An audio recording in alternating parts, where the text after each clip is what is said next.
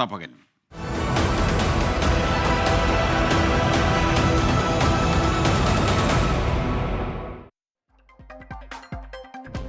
Thiruvananthapuram SAT ആശുപത്രിയിൽ വൈദ്യുതി മുടങ്ങിയ സംഭവത്തിൽ ഉദ്യോഗസ്ഥർക്കെതിരെ നടപടി.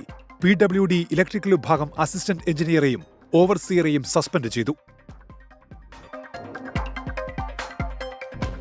കൊച്ചിയിലെ അനധികൃത ഫ്ലെക്സ് ബോർഡുകൾ നീക്കം ചെയ്യാത്തതിൽ കോടതിയലക്ഷ്യ നടപടി സ്വീകരിക്കുമെന്ന് ഹൈക്കോടതി.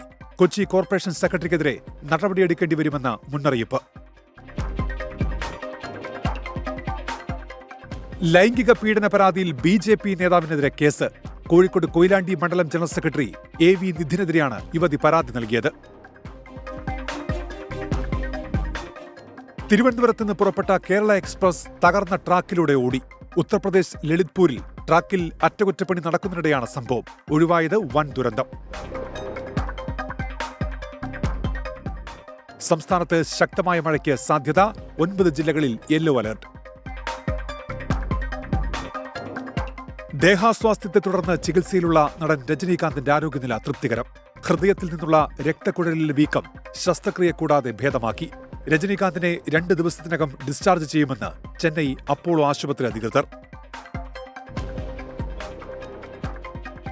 വിദേശത്ത് തൊഴിൽ വാഗ്ദാനം ചെയ്ത് കോടികൾ തട്ടിയെന്ന പരാതിയിൽ ദമ്പതികൾക്കും മകനുമെതിരെ കേസ്.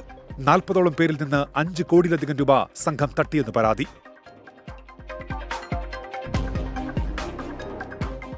ഇനി തെരഞ്ഞെടുപ്പിൽ മത്സരിക്കാനില്ലെന്നും CPIM സഹയാത്രികനായി തുടരുമെന്നും ഡോക്ടർ KT ജലീൽ MLA. സ്വരം നന്നാകുമ്പോൾ പാട്ട് നിർത്തണം. നവാഗതർക്ക് കസേര ഒഴിഞ്ഞുകൊടുക്കാൻ മടിയില്ലെന്നും നാളെ പുറത്തിറങ്ങുന്ന പുസ്തകത്തിൽ ഡോക്ടർ KT ജലീൽ. പ്രൊഫഷണൽ ഫുട്ബോളിൽ നിന്ന് വിരമിക്കൽ പ്രഖ്യാപിച്ച് സ്പാനിഷ് താരം ആന്ദ്രേസ് ഇനിയസ്റ്റ.